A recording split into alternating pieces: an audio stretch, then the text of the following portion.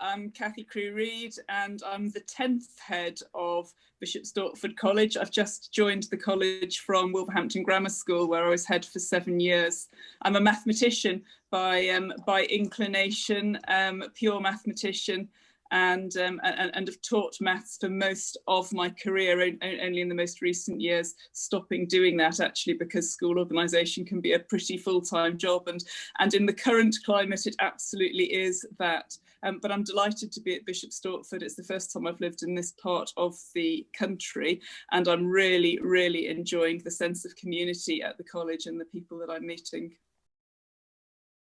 I was the third Lukies to go to Bishop Stortford College. My grandfather, John, my father, Robert, attended. And of course, the school's changed a lot over those years and certainly a lot since I was there. But I'm also extremely flattered and honoured to be the current president of the Old Stortfordian Society, which is a really important part of the Bishop Stortford College community, past and present and future. To part in the college, I've had a pretty unorthodox journey, but anyone that was a teacher of mine at the time wouldn't be surprised to hear that. Then became an entrepreneur and have set up a number of ventures. In 2011 was the Entrepreneur of the Year in the UK and represented the United Kingdom at the World Economic Forum for the last decade. Since then, I've also acted as the Prime Minister's business ambassador for 3 Prime Ministers, so the last 3 Prime Ministers.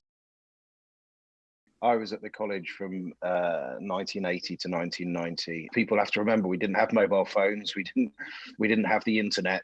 So when you were there, you were there. And so there was almost an element of siege mentality about it. And so you really did get to know each other incredibly well. They became your family. The things that I've taken on into my career and into my life, definitely are communication. I think one of the great skills that Stortford College gave me was the ability to have your say, to be able to communicate what you felt and what you wanted to say. And that's a great skill in life, no matter what you decide to do. Certainly, it taught me camaraderie. One of the great things about the sport that I love is that it doesn't matter what shape or size you are, what your background is, what the color of your skin is. If you can do the role that you're there to do, then you're part of a mutual success. And I think that's also something that the school really prides itself on. And then, the final thing for me is I look at the school now, and it was always the case, the facilities of the school for what is a very, I think, humble and accessible school are world-class, absolutely world-class. And what I like most about Bishop Stortford College, and I think, Cathy, from my enjoyable interactions with her so far, epitomizes this, is it's a school with, elite facilities and fantastic opportunities, but there's nothing elitist about it. And that, I think, is a really nice place to be positioned.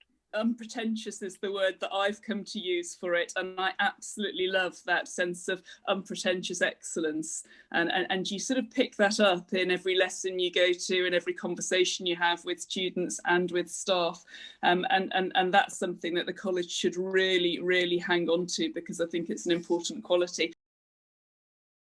You, as boarders of the ages that you are, have this amazing ability to learn together and to discuss and debate everything that's going on. So, whatever you do, don't get lost in your device or get vertically too trapped in a cul-de-sac of one area of interest, because one of the brilliant things about boarding is those nighttime chats. It's sitting on the edge of your mate's bed and chatting about the game of sport you've just had, or something you've heard about that's going on in the world. And I think that is one of the great things about boarding. It's the time to chat, almost the dinner table chats that that I love having with my family now.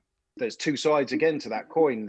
There's the drive that comes from being put into that melting pot and having to find your own way. And again, I say that as a positive, but of course, from the hottest fire comes strong steel, and transcendence and our ability to grow as people tends to come from tough experiences as much as it does from amazing experiences. The confidence it gave me to go around the world, building companies, in a diplomatic way as well, and being able to communicate and empathize. empathy, as the world heads towards, a much more technology-driven environment, and no one questions that technology is an all-pervasive part of our life now. But there are things that human beings have that technology can never replace, and empathy is certainly one of them. That feeling that you know how another person feels because you've listened to them and you've shared that experience. You've touched on something there that I think is fundamentally important for us in education and in education leadership at the moment, which is the digital world is only going to get more exciting and take over more of our lives. And it seems to me that we have two responsibilities to the children at the moment around tech. One is to make sure that they are sort of digitally literate and have the dexterity to swap between platforms and devices and whatever becomes available in what I think is going to be a really exciting life for them. And the other is we need to really cherish at the college that which sets us apart from the digital. And empathy is exactly one of those things, and communication and all of the really deeply human characteristics, creativity, those sorts of things seem to me things that we absolutely need to make sure we're nurturing here while children are with us.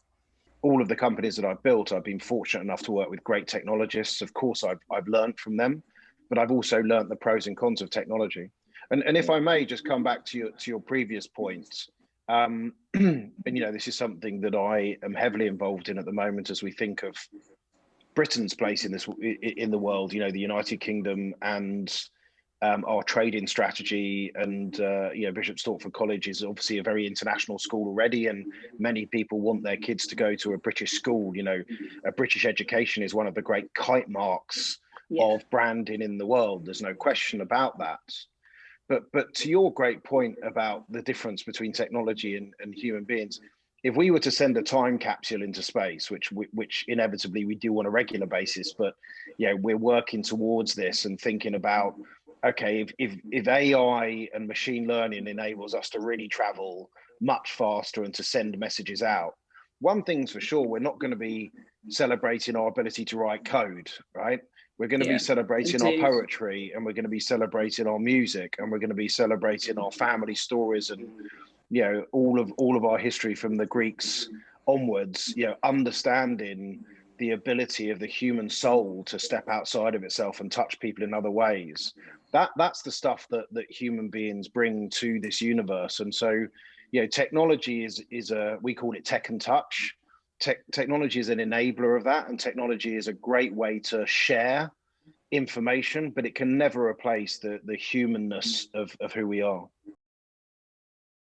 I think we're preparing for two things, aren't we, when the children we've got at the college currently, because we want them to get their gold standard passport to further education, and that's A-levels, and the results are brilliant here, and they're brilliant because the teachers deliver fantastically in the classroom, and I've been lucky enough to see quite a lot of that in my short time at the college so far.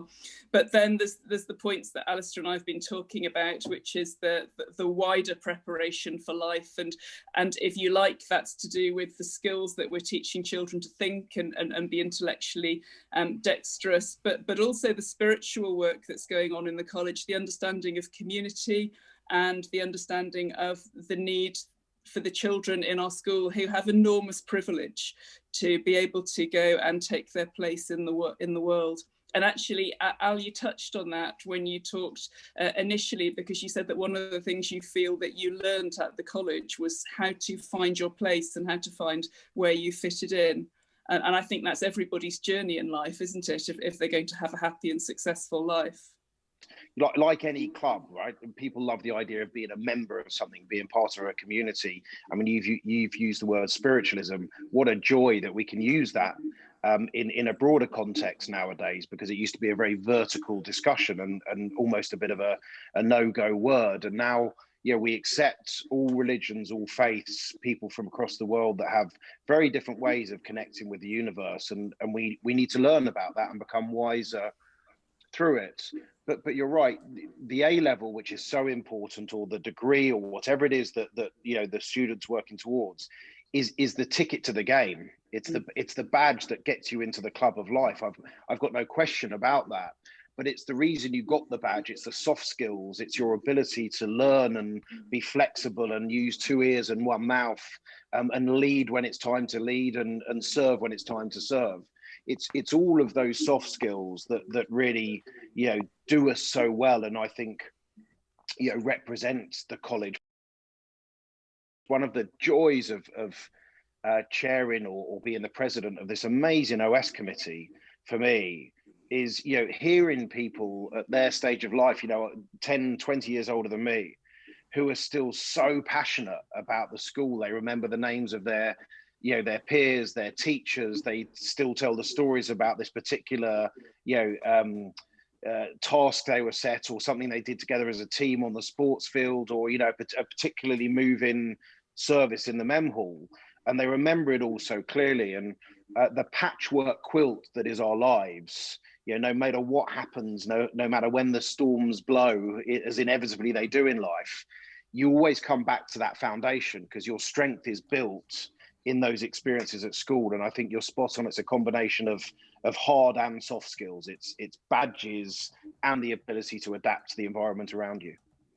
And I wonder if the students who are here at the college at the moment would benefit from hearing more people like you reflecting on your time at the college and how that influenced your lives. Because I suspect if I went out and did a straw poll, very few of them would know many Old Stortfordians and have any sense of the community that actually they're all going to go on to join. Yeah, and look, I think this foundation, which is of course what's brought us together today, and huge credit to the team, Britt, Jennifer, everyone involved for getting this platform live. That gives us, it comes back to the whole essence of this conversation: tech and touch. And I think historically, a lot of if I think of my peer group, some of whom have gone on to do amazing things: Paul Stoddart, Brian Winning, there's so many names. Will Ayres, amazing artist. And I think all of them probably do on a regular basis say, do you know what, I really wish I could go back and catch up with some pals, but the tools haven't been there to do it. And I think what's so great about this platform and being able to use communications like this is that we can now do that. And Steve Ross and I on the OS committee are working on a series of events and roundtables and feedback groups, and we'd love anybody that's watching this to put their name forward to engage with the OS community and ask them what's the easiest way for them to reconnect. Because if someone was a great musician, they probably want to hear about the great musicians that are at the school today. I know we've got Olympic swimmers at the school, we've got all sorts of incredible things to learn, but hopefully this digital ability to get that message out will help. Everybody wants to know that their children are going to get guidance, and the wise parent knows that children will need more than just their own parenting skills to influence their life. So something as powerful and as wide as the Stortfordian Foundation, in terms of a network that we're introducing their children to, I think is bound to be very, very attractive and actually inspirational as well. You set a young child who'd like to be an entrepreneur but doesn't quite know what that means up with someone like Al, and hey presto, magic can happen, and children can start to understand the possibilities that life has for them. And then at school we give them the skills to embrace those possibilities. So I think that's a really, really attractive thing and could be incredibly powerful. And it's brilliant working with young people. You never know which conversations actually might make a difference and might change the course of their life, and it could be Old Stortfordians who play that role. 100%, Kathy, and I want to keep coming back to the phrase you used, the non-pretentious nature, or as I say, the sort of non-elitist approach of the school, because it's not about an edge, right? One of the things is a lot of schools, a lot of universities, put the badge before the soft skills. So a lot of them say, look, this person went to this particular school, and therefore that this person went to this school, and therefore they're likely to be this. What I love so much about Bishop Stortford College is, this person is a Bishop Stortford College person, and therefore, and then the badges come later. And so I think that the parents that are going to be smart enough to look at the college are going to be the ones that have a bit of quiet confidence, just a bit of unassuming confidence that, you know, their child has got the raw skills and has got the ingredients to be successful. And by the way, success has many, many names and many fathers and mothers. It's certainly not just a financial thing, and it should never be depicted as that. You know, success is about feeling connected in yourself. It's about knowing the ego and the self as much as you can through life. And if Stortford College can continue to give that to its pupils, then they've already got the best edge they can ever have in life, because you know, you soon find out that when you haven't got the badge, it's what you'll find, young friends in Bishop Stortford College, is when you go out into your career, whatever it might be, always watch out for the person that puts the business card down and expects you to be impressed by the card rather than you. You know, if they're behind a big brand that says, you know, I work for this big organization, or, you know, this is my job title, then they haven't got the essence of authentic confidence. And one of the things that we should always have is to say, if after getting to know me for a while, then we can't work together, that's fine. But, you know, don't judge me on the badge. So we're back to the spiritual part of the educational journey that we do, and I think that's probably the right place to end, isn't it? Because everybody has to be confident, quietly confident in their own skin, that they're okay, that they're doing the right thing, that they're happy, and that they can be successful. And I think the college delivers that brilliantly, and it's why the children are so unpretentiously excellent, and it comes across in every conversation. My closing remarks are this: you know, all science and all spirituality is blending nowadays to show us that we're part of a connected consciousness, that actually, you know, the power of the combined human spirits is far greater than anything that we can invent with technology. And Bishop Stortford College is really your first example of a connected consciousness, because you're picking up the DNA threads and the history of so many other people that have been through the school. So embrace that, embrace it through the foundation, embrace it through getting in touch with as many people as you can through the platform.